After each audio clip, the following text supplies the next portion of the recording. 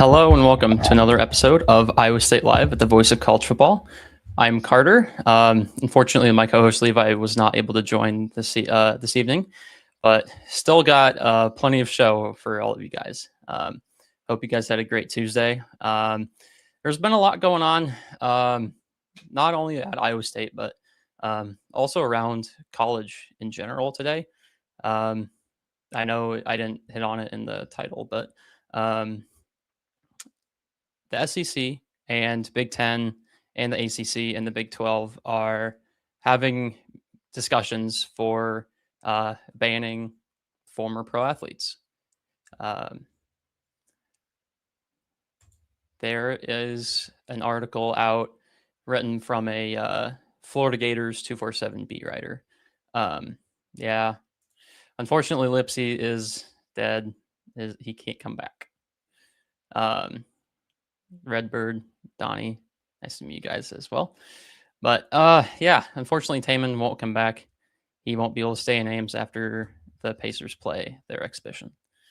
But overall, I mean, it's hard not to see this as a positive for the entire NCAA. This is a huge win. So the SEC was the most strict conference. They met and they agreed for any football, not only football, but women's basketball and men's basketball as well. So the SEC put out a tweet saying anyone previously declared for the NBA, NFL, or WNBA draft and did not withdraw. So this would mean anyone that went to the G League, signed a two-way deal. So like an RJ Lewis or even a Charles Bediako won't be able to play. No, Levi is not here. He had, I'm not sure what he's up to, but yeah, it's a good blanket rule to apply to the sport. Obviously, it's weird now because it's the conferences doing it and not the NCAA as a whole. But I think that once the Big Ten started doing it, they were the first conference to announce it, and then that's really when you saw the SEC, the Big 12 already put out some stuff. The ACC is planning to meet with it on Wednesday. So I think that this is going to start a domino effect for other conferences, other G5 conferences that will be applying the same rule. And I mean, it's a great step forward for the NCAA as well, but I think that this needs to be applied at all levels, not just within conferences, because that can get really weird, especially if for like non-conference games too. Being able to play like an SEC versus like a G5 school. If the G5 school doesn't pass that law, then you'd have some gray territory there. But previously declared and did not withdraw, or they signed a contract with the NFL, G League, or any WNBA or affiliate team, or been on any of their rosters. So all in all, it's a really beneficial thing. It's great for the sports that it's applied to. Obviously, football and basketball are the main couple sports that it's been a problem in, especially basketball now. But it's good to see it just stamped out right now. They go on to talk about a couple players that it affects for Florida. So like Xavier Lee, this would apply for the Big 12. I know Jackson Kohler at BYU, he won't be eligible anymore. I'm not sure if Darian Williams for Texas Tech will be eligible. I think Donovan Atwell might be another one for them. So you'll start to see guys start to thin out that would have had eligibility for the 5-5, but won't anymore when these conferences start to make those decisions public. So, holy hell. Um, that's the first. That's the first big news that came out today. I want to say that came out around this afternoon, which I'm all here for it. I'm I'm really looking forward to seeing all the rest of the conferences, and hopefully the NCAA will um, start to have more wins like that. I personally am a fan of the 5-5, um, except for when it comes to like former like pro league players. For someone that didn't go to the league or didn't declare for any draft, like I would very much support them having another year. Um, but yeah, now we get to talk a little bit about the schedule. We are 11 days away. We are 11 days away, a week and a half from our first game against Southeast Missouri. If you guys didn't see it yet, they put out a back to school special for $30 football tickets. So definitely snag one or snag five if you have not yet. I'm gonna go with a friend. Definitely looking forward to it. Um, Hopefully, it should be a great environment for Jimmy's first game here, and we're really looking forward to seeing what the guys do out there. Obviously, if you can't catch it in Jack Trice, then it does look like it'll be on ESPN Plus. Game scheduled for noon. I think usually we'll see an official depth chart come out usually within the week, if not on like this weekend. I'm not sure what that usually looks like. I think it's of the week. Yeah, it's close. It's real close. Feels weird. This beer price thing, I will say that's a hoax. It's not actually $15. If you saw, there were some people that were talking about it. Those were the prices from the concert series this summer. So the beer will not be $15 for a draft, or $15.50, I think it was, for the Michelobs. But it won't be expensive. Yeah, it'll be the 24-ounce pounders. So it might be like 11 or $12 for a beer, I'd say. Maybe more. I'm not sure. I'm sure we'll find out more within next week what that'll look like. But they did have a picture. They did have a picture of the Ames Lager being pulled out of the truck, which looked awesome. That was definitely needed. So hyped up for that. Yeah, I think there'll be 24 ounces. I guess I'm not confirmed. I guess that's not confirmed, but at least Fireside thinks it is. If it is, that'd be awesome. You wouldn't have to. You wouldn't have to be double fisting 12 ounces. You could be drunk off 4 beer in two cans. But yeah. So back to the schedule. SEMO's at noon. So if it's not at 11, which happens to be the Bowling Green time, I personally thought it was at 11, and I saw it was at noon. I was like, ah, damn. But it should be a great game, no matter what. And then obviously the Iowa game is at 6:30 over on the eastern side of the state. It's on NBC, so definitely be able to catch that if you can't make it out there. If you don't want to go there, I don't blame you. Then we're back home against Bowling Green. Those are the three main ones to start back to back, I believe. And then Big 12 play opens up after that. None of the Big 12 games. Nope, no Levi tonight. But yeah, none of the Big 12 game kickoff times have been scheduled yet, with the exceptions of BYU, and I also saw that UCF has the 5 o'clock window on Friday night on FS1. So both of those I think should draw a good crowd. But Utah and West Virginia to open up the Big 12 slate at home. So that's 4 out of the first 5 games at home. There's no reason why we can't go out and go into BYU at least 3-2. I think that we can definitely win one of these 2 games. Jersey patch.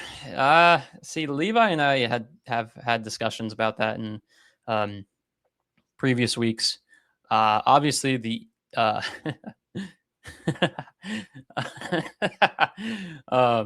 the obvious answer that you'd love to see is a little gas station just down the road, just down I-35, by the name of Casey's General Store. That would be, yeah. I think Casey's is the easy answer. It's not like they don't have the money, and they're a local company started up in Ankeny. So, I mean, I would love to see that. Otherwise, you could throw some seed companies out there, but I think Casey's is the easy answer there. But we'll see if they even do have a patch. If I feel like if they would have had one for the season, it would have been announced by now. So maybe they're just holding out for that. But obviously we do have the monster patch, which is what it is. It sucks. It doesn't look as bad as I was thinking, but it still doesn't look very good, I will say.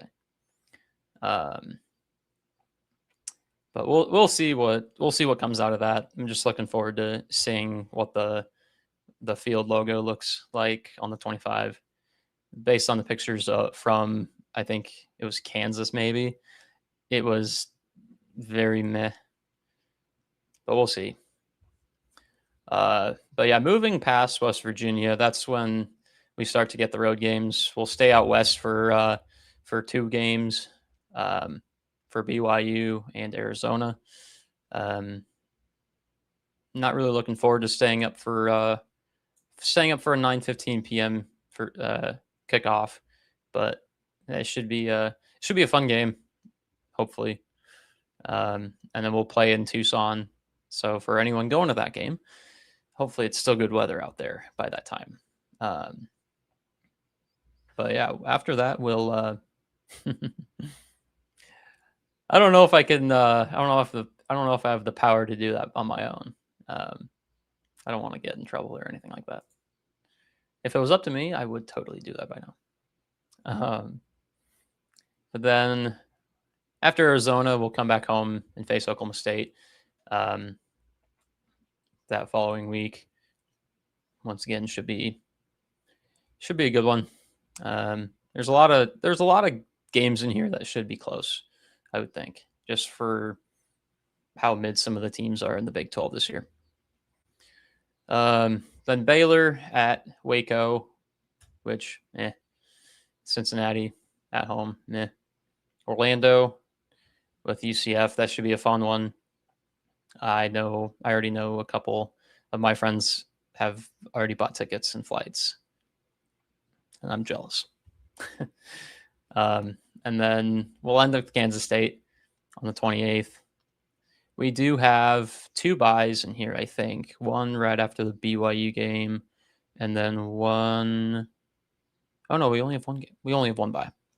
Yeah, so we'll only have one buy right after BYU. But then we'll have a Friday kickoff here, so short week. And we also have a Friday kickoff at BYU as well. So 2 short weeks, which should be fine, but you never know.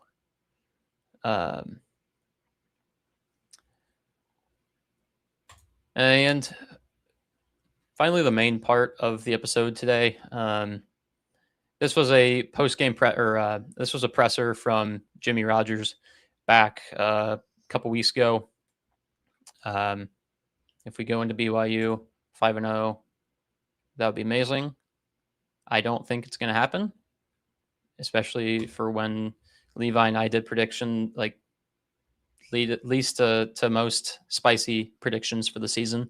That's why I had mine as the most spicy, going to BYU 5-0 and holding them to a 2-score game. That'd be perfect, but we would have to be on a roll for that. But Jimmy Rogers had a long talk with the media about the projected depth chart, and he had highlighted a couple position players or a couple players at each position. Obviously, a lot of them are well known, especially for the quarterback, running back rooms, receivers. Most of them are already known, but it was good just to get some clarity and confirmation for players that we knew were up there in the depth chart, that they're really standing out. He did mention a couple guys by name rolling with the ones, so we'll see those clips. Donnie, I'll let you in on something when we're done, after this segment. But I will be doing post game after this. Or I'll be doing post games after the games, immediately after the games. No guarantees on the BYU game because I don't know if I want to stay up that late on a Saturday. We'll see. But I'll be doing post game immediately after, starting with the Iowa game because I will be going to the SEMO game. And then I do know Levi is planning to do post games after Iowa Everywhere. Iowa Everywhere will also be doing post games immediately after the game. So we'll have two media outlets doing those, and then about 20 minutes after the game, CF After Dark will be going, and I think that's going to be Levi, Matthias, Dylan, maybe Jake, maybe. I'm not sure who that crew is going to be, but Levi will be doing that. So we'll see if he's available immediately after the game for a little bit to talk. But we will have post games after that. I'm not sure for Collins, but that will be definitely up to Levi. But I wanted to take a look at this just for a little bit. I have some notes just for who I think that will be at each position group. Obviously, it's already a lot of them are already well known, but just wanted to mostly make it a formality at this point in the off season. Let me know if you guys can hear this, by the way. Fall camp. Now that you're just started week 2. Any of those kind of starting to come in a little more focus as far as kind of who your guys are going to be there? Yeah, and I think there's a good rotation. Which side of the ball do you want me to start on? Offense. Okay. Jalen is taking the bulk of the reps with the ones. He's done a really good job. Jalen is so cerebral. He can take in so much information and process and spit out NFL play calls in quick, time, and then adjust things on the move. That could be the separating factor between him and everybody's that he's seeing the picture, and he has the ability to see the picture prior and adjust everybody rather than just know the play call and understand the play. There's so much pre-snap process that happens at that position, and there's a calmness and a leadership presence that he gives us. But those other guys have grown substantially. I'm so proud of Moberly. He's done an unbelievable job and really has unbelievable talent. Between him and Flores, it's kind of been a battle every day as far as guys that stand out because Zane has done a great job too. I'm really happy with the 3 guys that we got, and they've been so selfless in this whole approach that it's been about the team. And so really happy with just the leadership and just the energy that those guys have been given.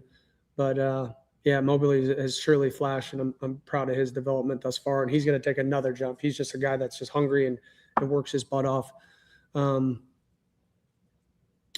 Curlin as a true freshman has looked really good, and he's going to be a big joker, and he is really, really athletic, and the ball comes out of his hands nicely. For him, this is a lot of information for a true freshman to process in this information. But for the most part, I think he's done a really good job, and he's willing to take coaching, which is half the battle.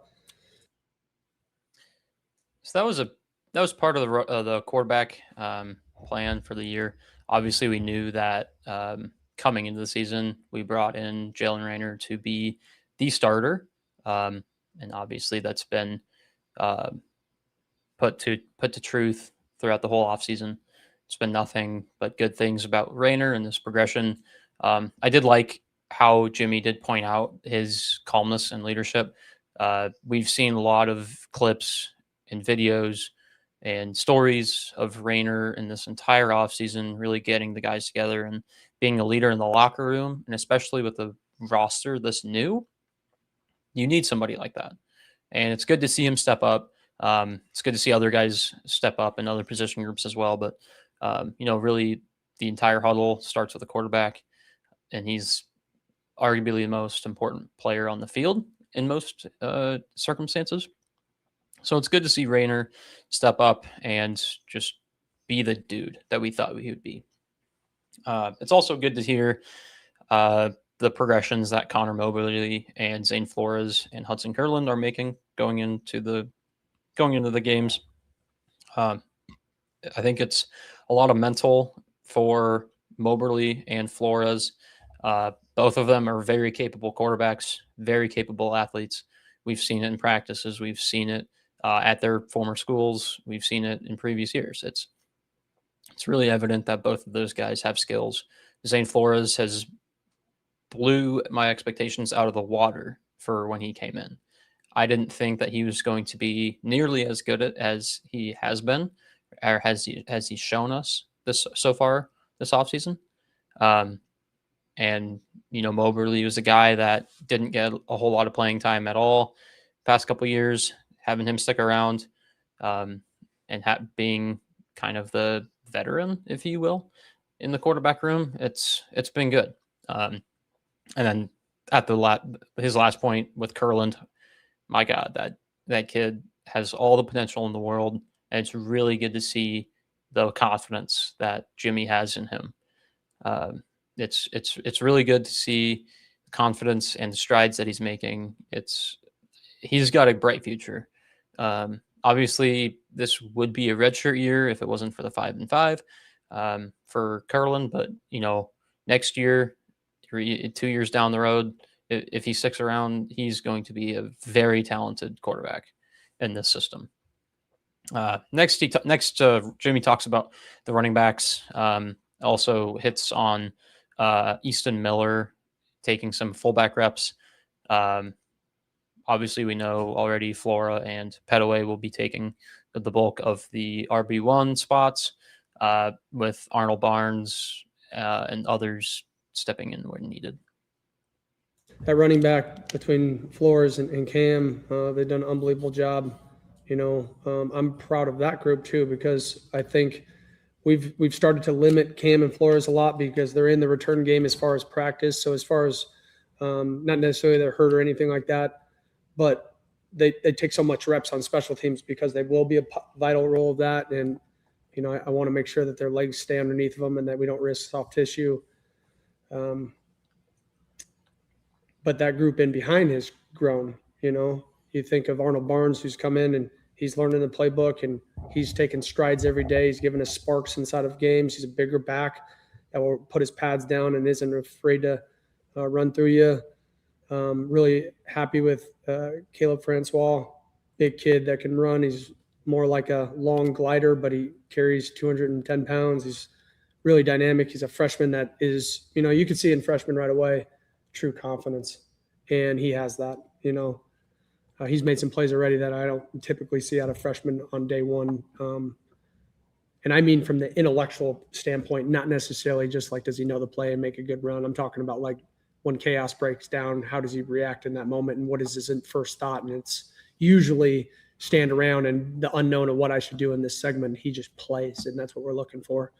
I did want to make a point there. I love how much you hit on Caleb Francois. We saw it in the recruiting class of how much upside this kid has. And being from an offense where they ran triple option in high school, he was actually the quarterback in most situations. And so he was doing a lot of running. Obviously, he couldn't probably throw the ball, I would assume, in that situation. But one thing that caught me off guard when he was talking about him is his size. I did not realize that Caleb Francois was 6'2" or 6'1", 6'2", 210 pounds. Like, that is a big running back. Arnold Barnes is 5'10", 220. And so Francois is already 210. Like, I mean, that's a beefy running back. So I would not be surprised to see him get reps at all, especially if River Peppers is not fully ready to go within the first couple weeks. But love how much you hit on Caleb Francois. He's really one of the main younger guys that I am not expecting. He's one of the younger guys that I would love to see more of this season. White Archer. Archie's done a great job. The kid will do anything for this team. He's stood out multiple times. He's doing a lot for us. Easton Miller is kind of everywhere right now, and is a really cerebral player that can make a ton of plays anyway. He can block, he can run. He's a bigger back. I would say you don't really know what we're going to do when Easton's in the game for sure. Rivers coming back slowly but surely. He started to take some reps in there, and I'm happy for his return. And there's one more I'm missing in there. Gabe Wilson. He's a dynamic player, and he's made some great plays. He made some great plays just yesterday that in a 2-minute situation at the end of what we were doing end of half yesterday. And he's a really smaller player, but he's stout. He's got great contact balance. He's got great vision. For him, it's just the dynamics of everything that goes into the game and in this system. And so there's a lot. There's a lot. The protection part of things is a lot for those guys. Up front, Jake Taylor's. So, yeah, not a whole lot more in that second half of the running backs. I think the main takeaway for that is Easton Miller. Easton Miller was a holdover from last year's team. Didn't play a whole lot. Got a couple carries here and there, but I think he seems to be a guy that can step into that fullback H-back role if need be. Obviously, with the new offense, it's going to look different than it has in years past with Steve O'Klotz and Samson Buckner and the other a little bit more versatile fullbacks that we've had. Even like Tyler Miller, I think, and from past couple years. But it'll be cool to see how we do use different packages. Jimmy's going to hit on another guy a little bit later that has also stepped into some fullback H-back roles from the tight end room. Yes, this is my first ever solo podcast. I've seen Levi do it, and I don't know how he does it. He does a great job, but it's been good so far.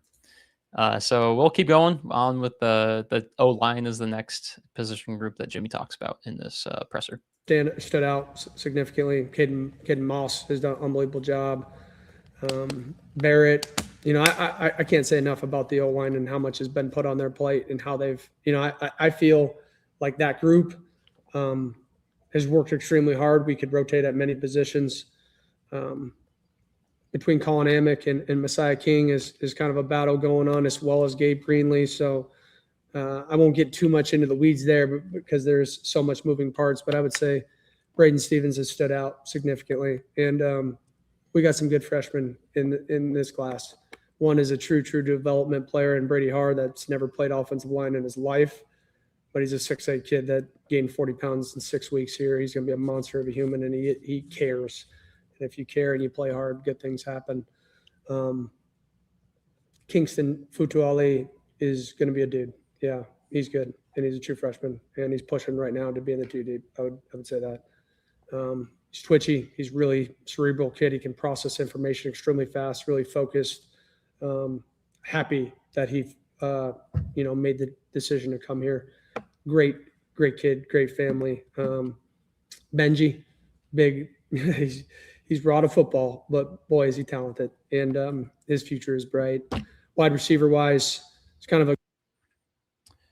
So there's a lot of names in that group that Jimmy talked about. A lot of new guys, which we know, but I think the offensive line is definitely one of those position groups to where it's a little bit unclear as to who might be leading in what spots, who might be starting in 2 deep at guard, tackle, center.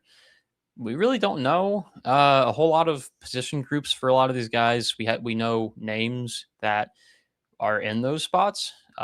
So obviously Jimmy hitting on Jake Taylor, Caden Moss, and Austin Barrett for the first 3 guys that he talks about. Maybe that's a sign that those guys are just dominating, and we can expect to see them top of the depth chart on 3 of those 5 offensive line positions.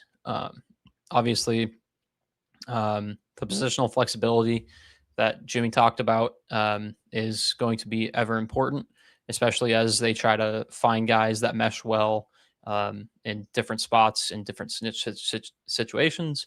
So I would definitely love to see Jake Taylor. He's already captain, so obviously I would love to think that he'd be a starter.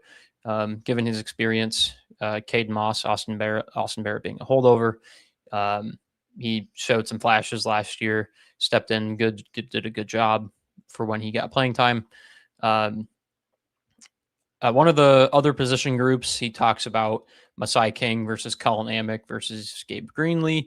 Masai King being an experienced tackle that they brought in from Akron, and then Colin Amick from Montana being a FCS true freshman or FCS All-American last year for Montana, and then Gabe Greenlee being a holdover from last year's team.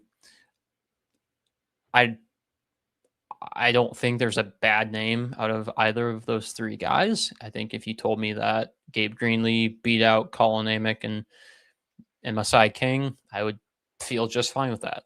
And I wouldn't have any reservations about that pick until if we get to game time and he just poops his pants.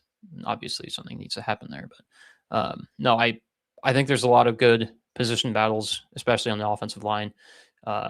It's one of the position groups that got most of a lot of new guys. So we'll see what that position group is like. See come time game 1 or even for the official depth chart. He also talked about Brady Haar gaining 40 pounds in 6 weeks. He talks about Jace Gilbert as well, that put on a bunch of pounds. The kid's up to 280 already. And then love talking, hearing Jimmy talk about Benji and Kingston Fotuali, having 2 freshmen that's already pushing the 2 deep, like that's amazing. That's really good to see, especially at a program like this to where there's a lot of new guys.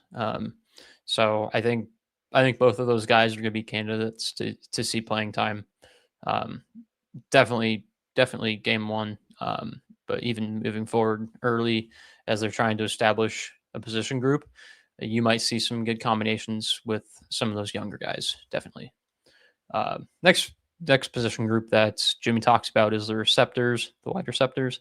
He talks about high level a little bit, not too much into the weeds, but we have a couple good ideas for who to expect for this to come out of this position group. This was another position group that got hammered and with the portal, and we brought in a lot of good qualified guys. So we'll see what Jimmy has to say about this position group. Boy, is he talented, and his future is bright.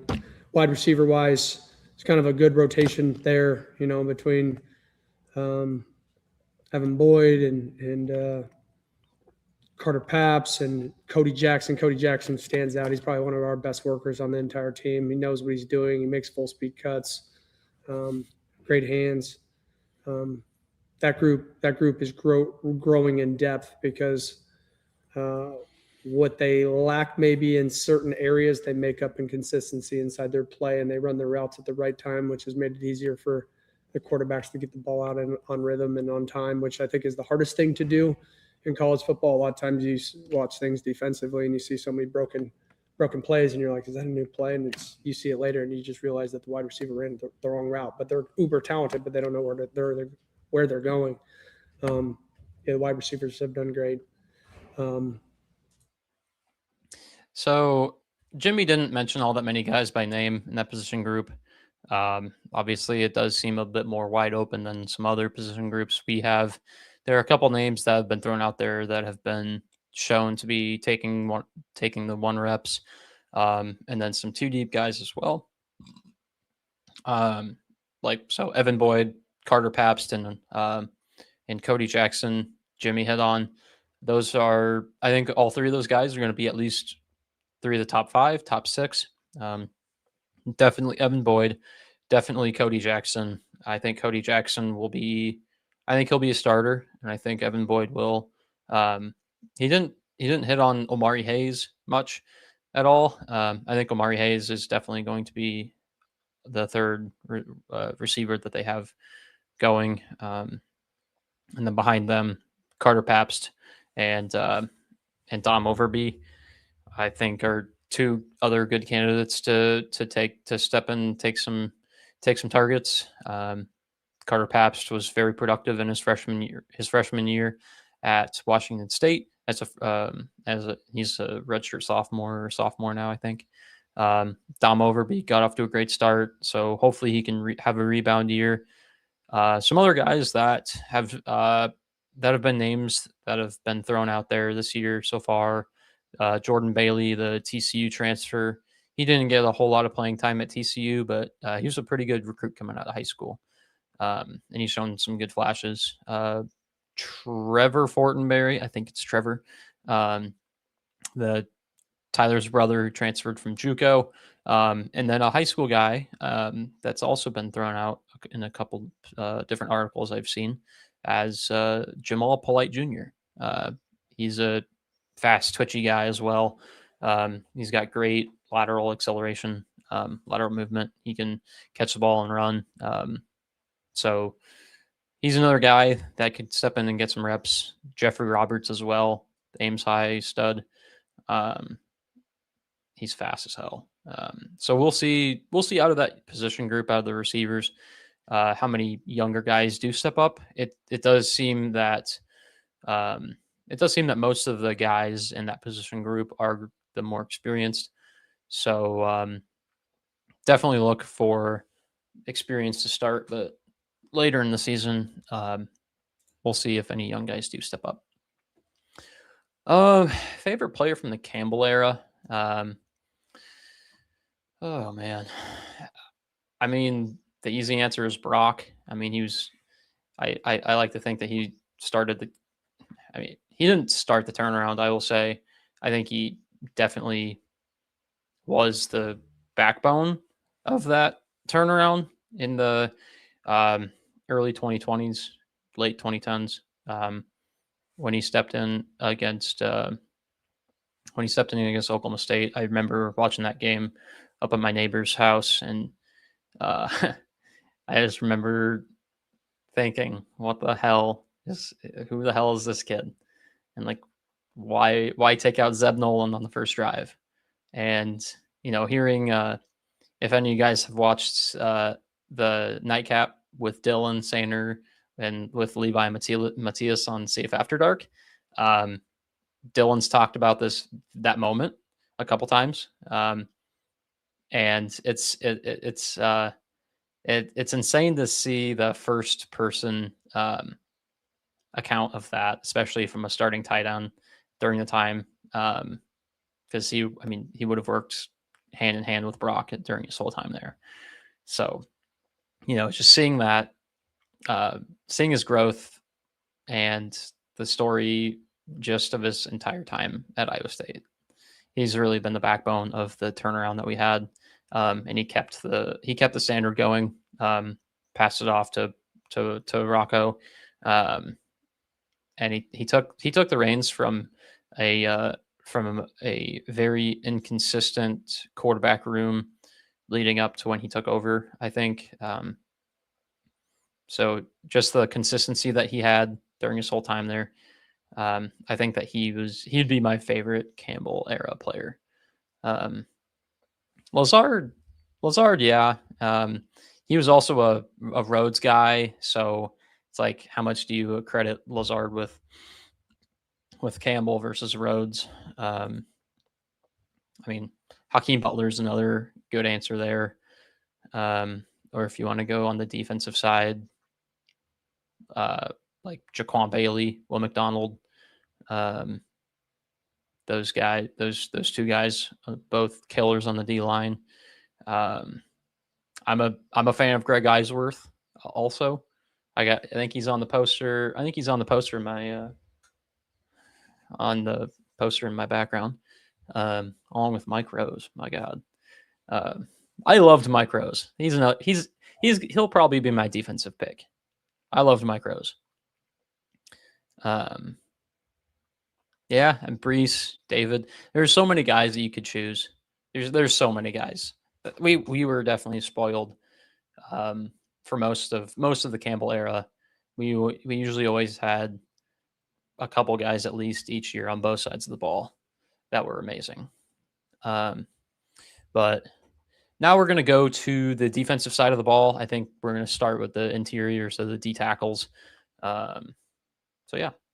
Defensively, at the D line, tight end wise, Shit. Greenlaw, Benetti, Gaylor,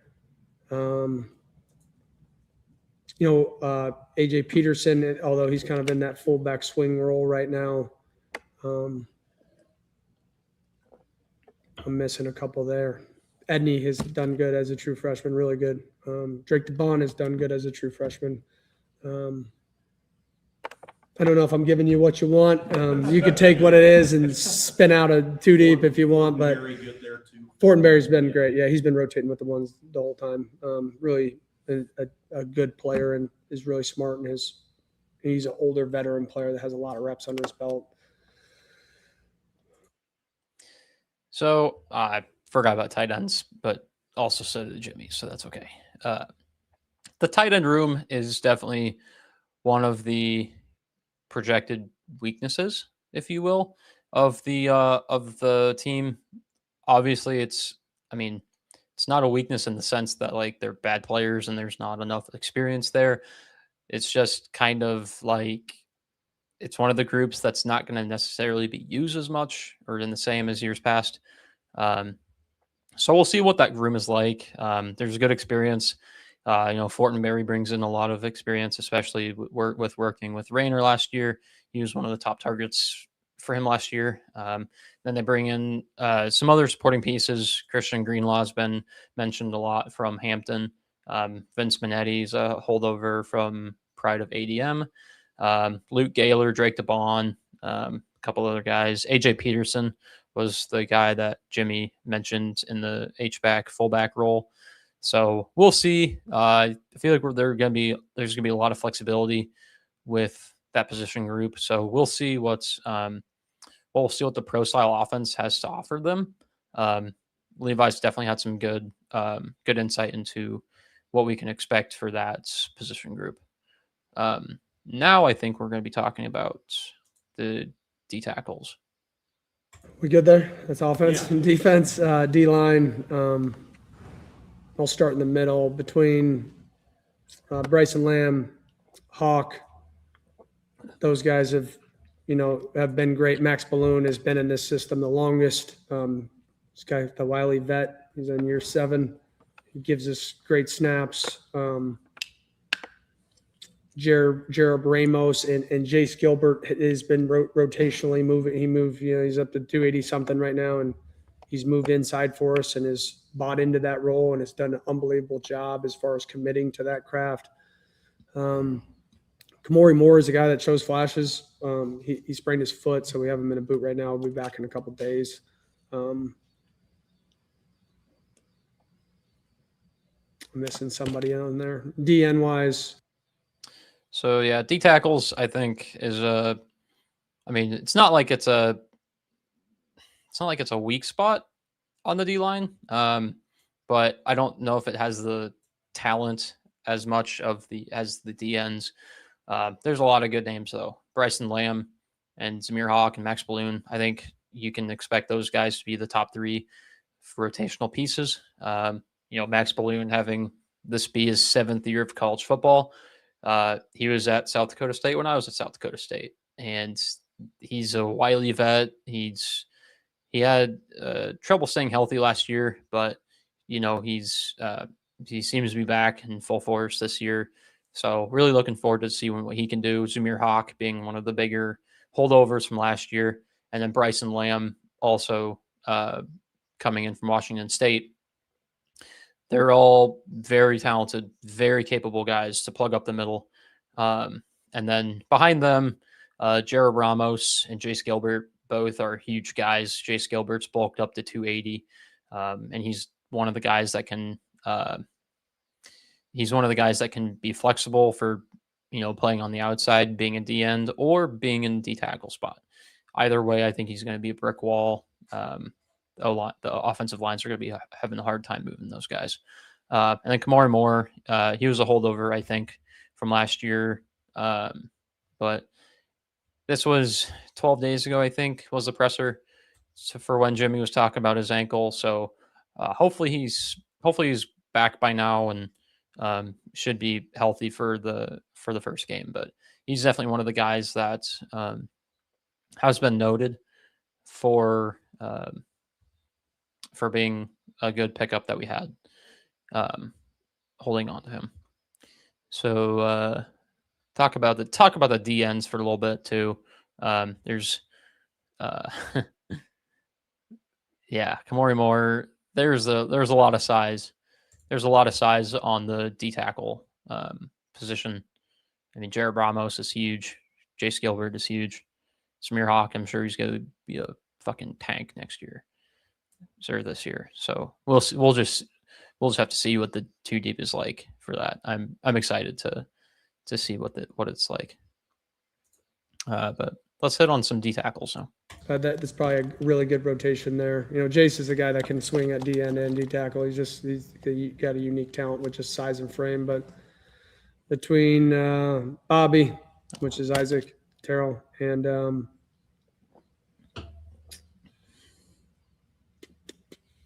Lockie, Crawford, Hawkins, that group is really good. Tyler Bernstein has been flashing. Jack Janikowski, he's like a workhorse in there. Chet Andrews has been great. Chet and Jack's game are very similar. They'll play winning football because when they get in there, they're physical and they can dent the edge and they play with great pursuit and they know what they're doing.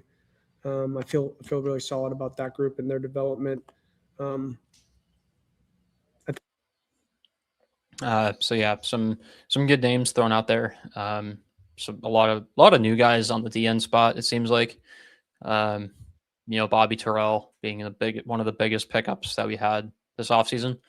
I think he's got a lot of experience, and that man is a stud coming out of Washington State. He will probably lead this team in sacks, if I'm being honest. I think he's kind of the one consistency that I see on this D line. And then Caden Crawford coming over from USD via Iowa, University of South Dakota. He killed it in his 1 year there after transferring from Iowa. So I think that those 2 guys might be the 2 starters. Just from the level of experience and the success that they had at their prior schools. Behind them, Malachi Tayase and then Blake Hawkins. Tayase coming over from Washington State, and then New Mexico State before that. He's had good experience, good playing time at Washington State, very productive there. Hawkins coming over from Iowa Western. That kid had 23 and a half tackles for loss last year on the D end. So he's electric. And then a couple other guys that Jimmy talked about, Jack Janikowski coming over from Washington State. He's a good depth piece, definitely. And then two younger guys, Chet Andrews and Tyler Bernstein. Tyler Bernstein coming over from high school. I think he was a 3-star.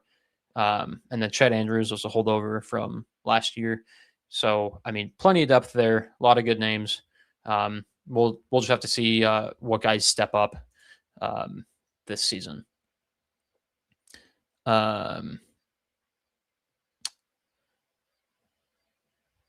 Catching up here. Winner, lose, we still booze. If this is actually a t-shirt, I'll buy it. You just got to find it for me, Donnie. Caden Crawford better than Bobby Terrell. I mean, it's a hot take, definitely. Caden Crawford, PFF loves him. He's a PFF darling. And I think he's good. I think he'll be really good. I just don't think he's going to be Bobby Terrell. Caden Crawford didn't make it at Iowa. He killed it at South Dakota. So, I mean, obviously he had to have grown a lot since then, but I think Bobby Terrell's shown it that he can do it at this level.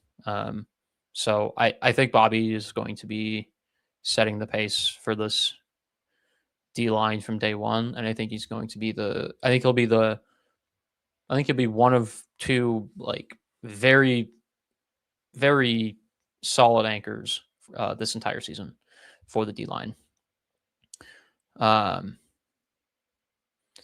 So we'll move on to linebackers. This is another position group where there's a lot of turnover, but a lot of guys have stepped up this season so far, and we'll see who those guys are.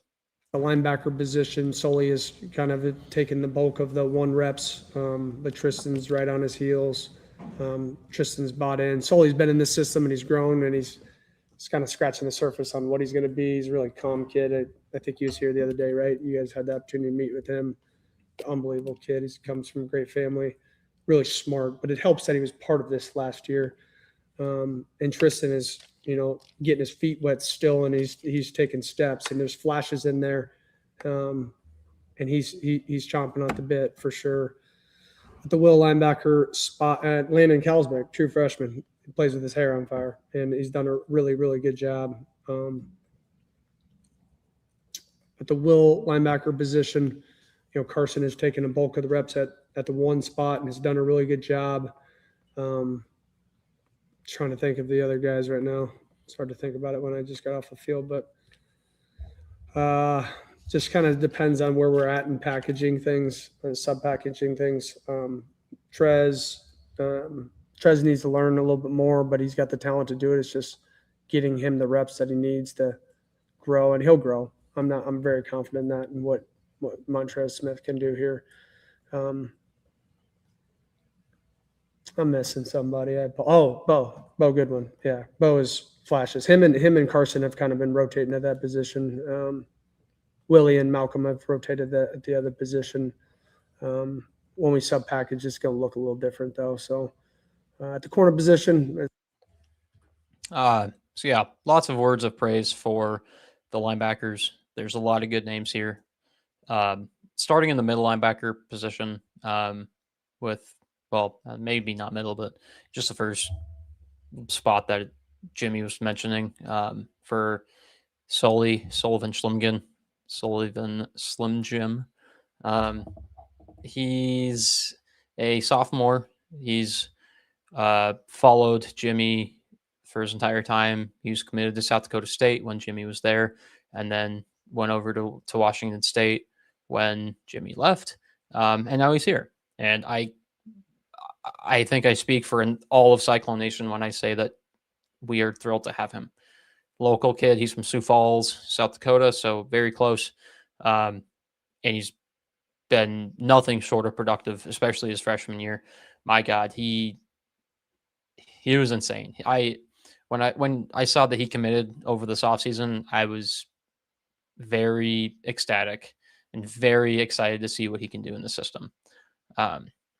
He's just built, man. He's a fucking tank. He's huge. He's mobile. He's going to be real good.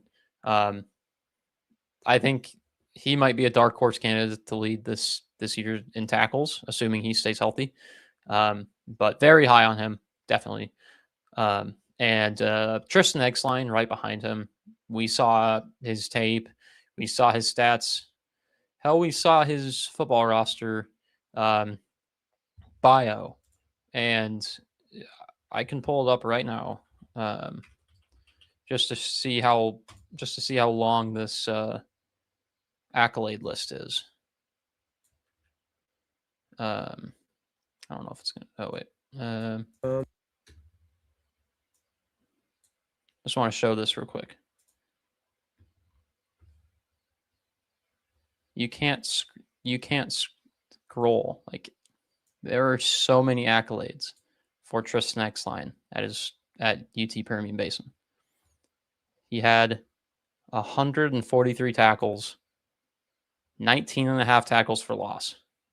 Like, you just don't see that. It's insane how productive he was at that level.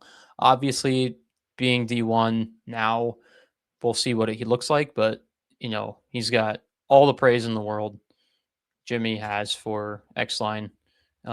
Just got to hope he can continue to grow. Just got to hope he can continue to grow. And then at the other linebacker spot, Carson Willick is the main guy there. And it's good to see Bo Goodwin splitting reps with him. Bo Goodwin, I think, is a guy that's been overlooked. He was a holdover from last year, so it's good to see him get some good reps there. So hopefully he can make some good impact this year. And then on the other spot, in the other safety / linebacker spot, Willie Breland. I think we kind of knew that. Levi loves him. And also Malcolm Jones. Malcolm Jones isn't a guy that we've talked about extensively so far, but it's good to see him get his name thrown out there. He brings in good experience coming from where is he from? Michigan State, and then coming from Jacksonville State. So linebackers have a lot of experience. There's also some good depth pieces there. One of the guys that he also talked about was Montrez Smith. He did mention how he does have to grow a little bit. So we'll see how much more growing or what he looks like come first game. If he does get a lot of good reps, which, if Montrez Smith does have to grow, I would rather have him grow versus SEMO and versus Bowling Green. So we'll see.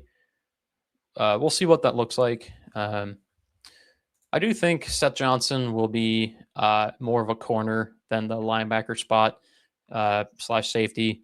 I think that Seth Johnson will be rotating with the 1s and 2s.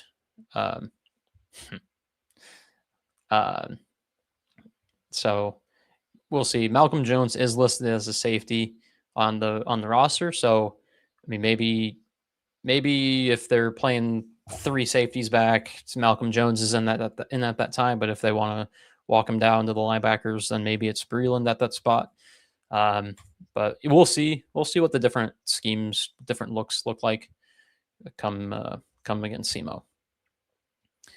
Got a couple position groups left for the DBs, the corners and safeties. So there's, a couple other good position battles here as well. When we sub package, it's going to look a little different though. So at the corner position, as I say, that's a really good group for us. They're kind of everywhere on the field for us. Between David Coffey and Benny and Seth Johnson, and yeah, that group is really good. I'm missing somebody there too. Yeah, Jaheim has done a really good job. Between Benny and Jaheim, those guys are like neck and neck fighting for a position.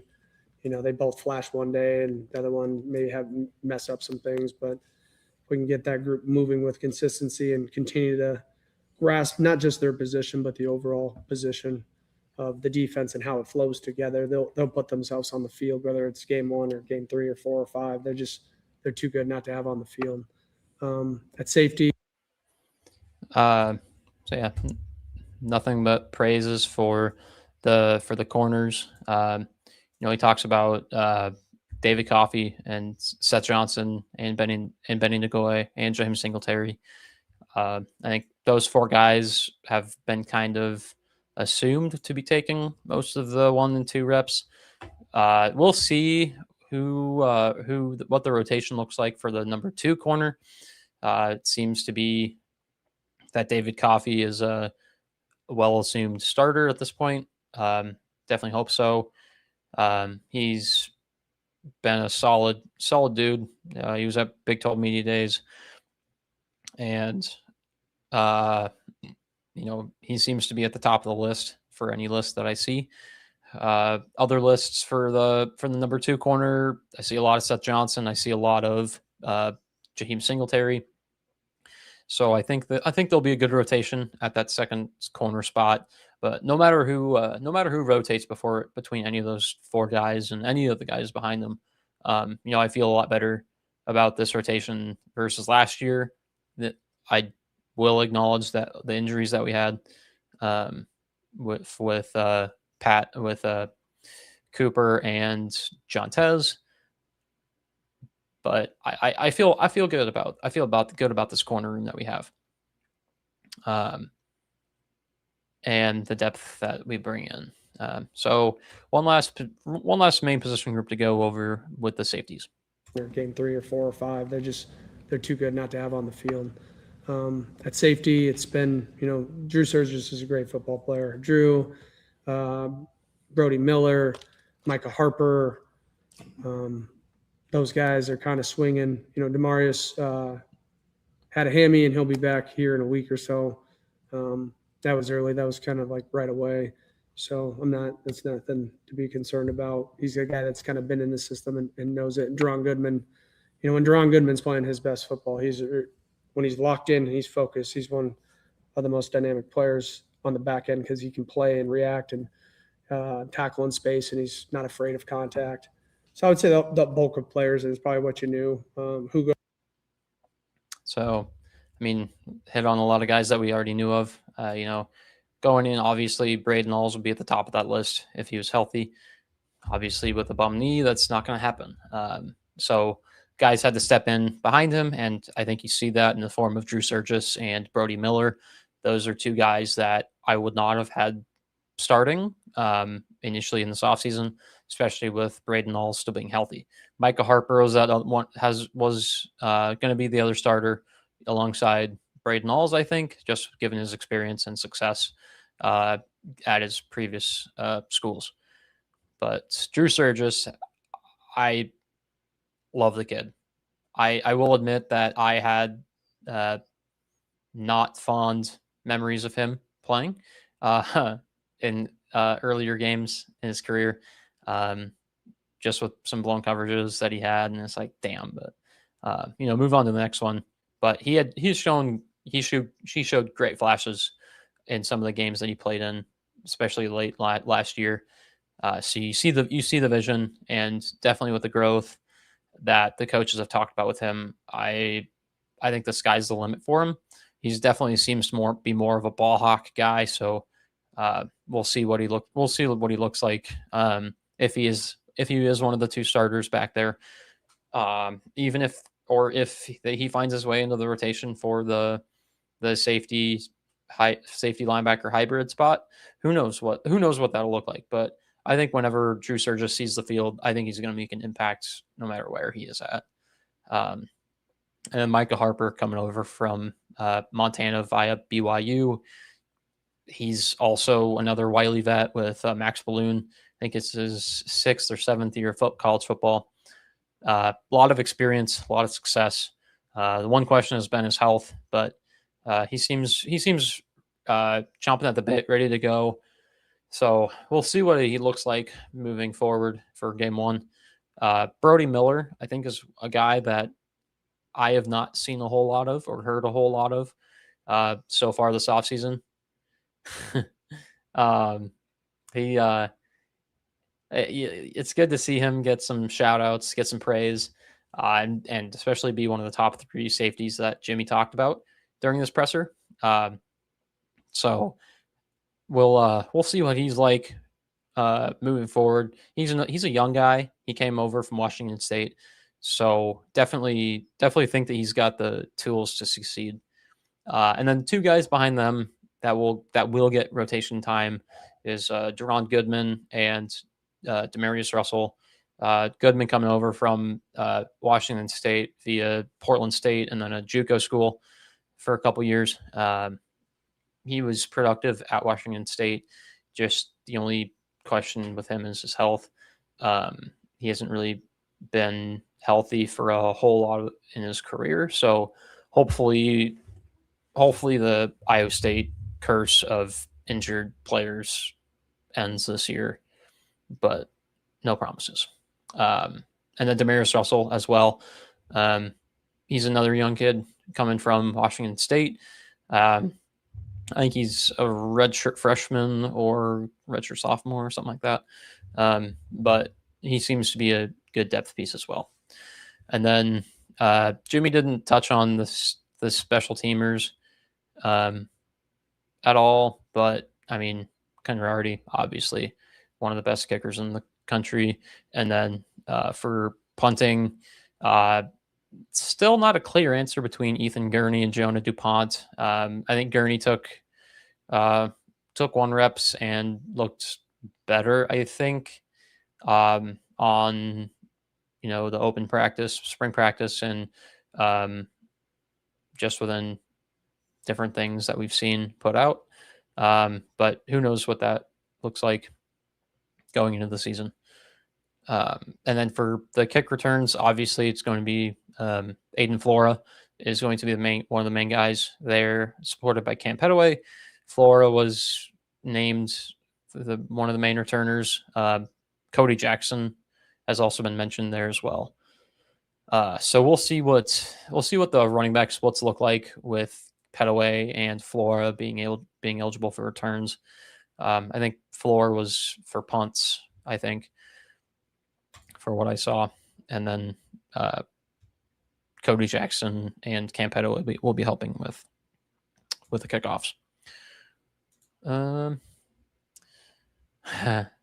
don't know if I have the time for that and the willpower. I'm about ready to sleep as is now. When you factor in Purdy and Tyrese getting hurt in the playoffs, no injuries. Yeah, I mean, it is what it is. It seems like it's hitting Iowa State a lot more than any other school. Yeah, it's terrible. Even Brock was hurt a little bit last year, 2 years ago for the season. Hell, Purdy got hurt in the playoffs. Yeah. It sucks. It is what it is. Even Taman being beat up, Joshua Jefferson in the tournament this past year. Braden Alls this year, Killian Torrey this year. It's just one after the other.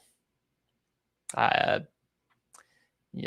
think at this point, all you can do is move on, I guess. Hopefully some other depth guys step up for that. But, we'll see what the safety room looks like with Braden Alls out. Still a lot of high hopes, still a lot of good expectations for that room. For basketball, obviously, having Killian Torrey out a little bit sucks a little bit for that, and that also highlights Christian Wiggins tearing his Achilles. That highlights that even more. So our guard rotation is going to be tested without a doubt to start the year. And we do we do have some good depth, some good pieces that we brought in from high school and from the transfer portal with Jaquan Johnson and Ryan Prather. But even Leon Bond, you could play the two. You could play him at the 2 if you wanted to. But we'll see what those rotations look like for basketball in this coming up in October. We do still technically have an open roster spot, so maybe there's some international player out there or something. I don't know. But yeah, it was good. It was a lot of fun. I was very nervous, not gonna lie, about doing this on my own. But going 11 minutes over, I think that's showed that it wasn't as bad as I thought. But thanks for the support. I had a blast. Unless there's nothing else in the chat, I think this is about time to wrap her up. So for myself, Carter Hansen, and all of us at the Voice of College Football, for Levi as well, in spirit, this has been another episode of Iowa State Live at the Voice of College Football. I'm Carter Hansen, saying so long. We will see you guys next week, next Tuesday, same time, same place. We'll definitely be doing a SEMO preview. Hopefully beat the piss out of them. And, if there's an official depth chart posted, then we'll definitely review that. But, until then, have a good night. Roll clones.